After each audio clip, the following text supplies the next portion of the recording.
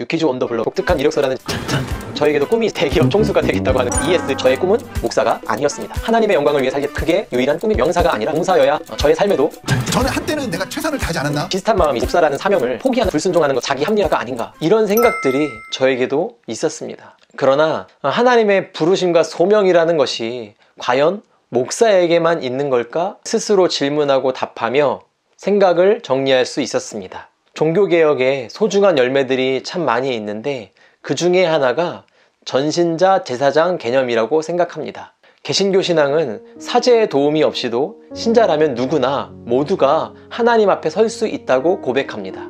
물론 오늘날의 목사가 그때의 사제와 분명히 다르긴 합니다. 그러나 목사와 평신도를 교회의 역할 외에 다른 영역에서도 계속해서 구분짓는 경향성은 목사에게 잉여의 특별함을 부여하게 되고, 이는 자칫 목사를 종교개혁 이전의 사제의 위치로 되돌려 놓는 것과 같은 부정적인 결과를 낳을 수도 있기 때문에 가급적 목사와 평신도를 구별하지 않는 방향성으로 가는 것이 종교개혁 정신을 이어가는 것이라고 저는 생각합니다. 이러한 생각 끝에 제가 혹시 목사로 살지 못하더라도 저의 꿈, 하나님의 영광을 위한 삶, 하나님 나라의 복음을 전수하는 삶을 살아낼 수 있다면 직분이나 역할이 목사가 아니어도 하나님의 부르심을 따라 사는 삶이라는 것은 변함이 없다라고 결론을 내리게 되었습니다.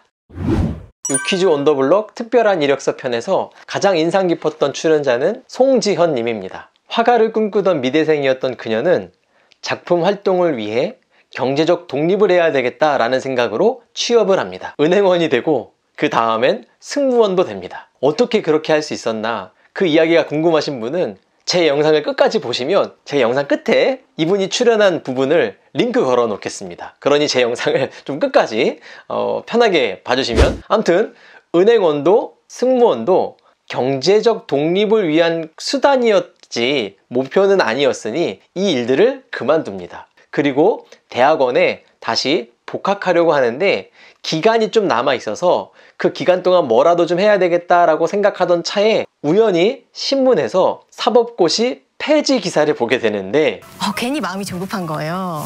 이게 없어지면 이제 더 이상 내 이력으로는 더 가기가 어렵겠다 이런 생각이 들면서 틀면 이제 될 수 있잖아요. 지금 갑자기 이거는 진짜 지금 더 이상... 그림 하신다고 그랬잖아요. 지금 또 이러시면 안 되죠. 여기서는 이제 예? 거짓말이 되는 거예요. 제가 너무 아무것도 그때는 잘 몰랐어요. 그냥 왜 홈쇼핑에서도 매진된다 그러면 막 괜히 마음이 불안하고. 아니 그거는 이해가 돼요. 이거랑 다르죠. 다르죠. 아니 사법시험이 없어진다고. 사법시험이 갑자기 사법시험 준비했던 사람도 아닌데 갑자기 사법시험을.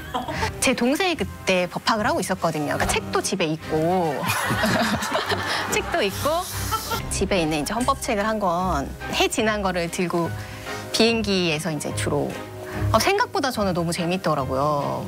그럼 일단 저 그냥 솔직히 결과만 알려주세요. 붙었습니까? 네, 붙었습니다. 어떻게 이렇게 반응할까 싶습니다. 정말 대단하신 분인 것 같아요.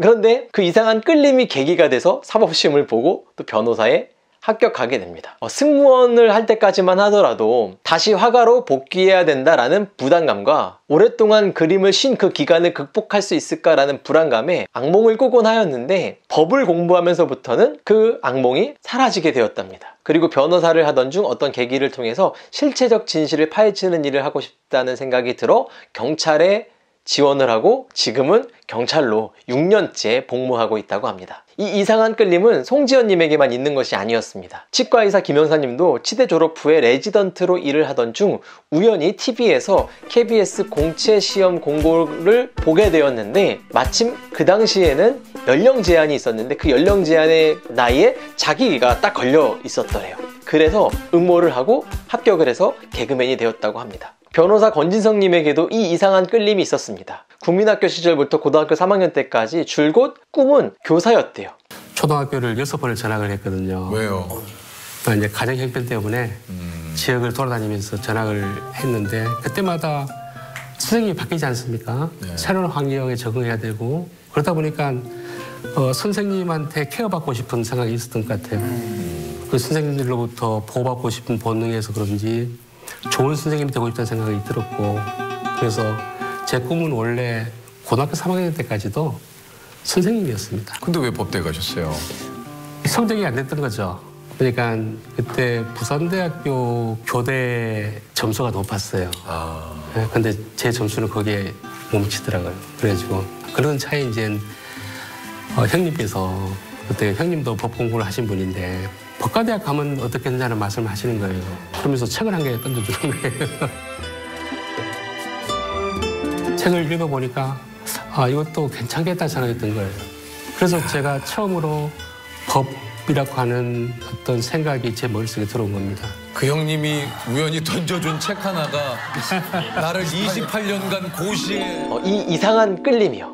이 이상한 끌림을 정말 이상하네 하고 지나쳐버리면 아무 일도 벌어지지 않습니다. 그런데 그 끌림을 내 인생 가운데 가져오면 그것은 놀라운 기회로 바뀝니다. 저도 경영학도를 꿈꾸며 수능을 봤던 그 20살이 되던 해에 이상한 끌림으로 신학교에 진학하게 되고 목사가 되었습니다. 그리고 40살이 되던 해 이상한 끌림으로 교회방 목사 아닌 목사의 새로운 도전을 시작하게 되었습니다. 저는 이 끌림이 주님의 이끄심이라고 믿기에 제 인생에 받아들이기로 한 것입니다. 그래서 이 유튜브도 온라인 투 오프라인 클라우드 처치도 시작하게 되었습니다. 저는 이렇게 새로운 도전을 하고 있습니다. 저에게 무언가 이상한 끌림이 느껴졌기 때문입니다. 이 끌림을 따라가는 것이 사명을 포기하는 것은 아닌가 고민도 있었지만 그러나 저의 꿈은 한 번도 변하지 않았다는 사실을 확인하고 이 길을 좀 담대하게 걸어보려고 합니다. 저의 이런 새로운 도전에 많은 응원을 좀 부탁드립니다. 어떻게 응원할 수 있을까요? 좋아요 눌러주시고 댓글 달아주시고 주변에 공유해 주시면 됩니다. 네, 그러면 이제 다음 편 영상을 보시면서 저는 이만 인사드리겠습니다. 늘 강건하세요.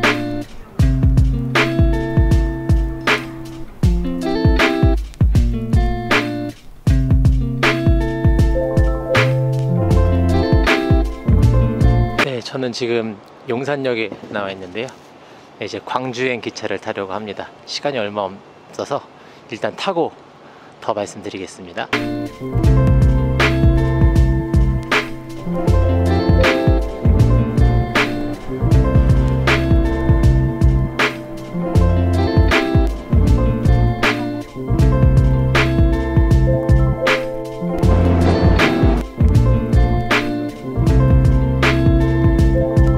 예, 시사님 내렸는데요. 저기 횡단보도가 2개가 있는데 어느 쪽은 네네, 그러면 횡단보도 하나 건너서 광주은행 앞에 있을게요. 네.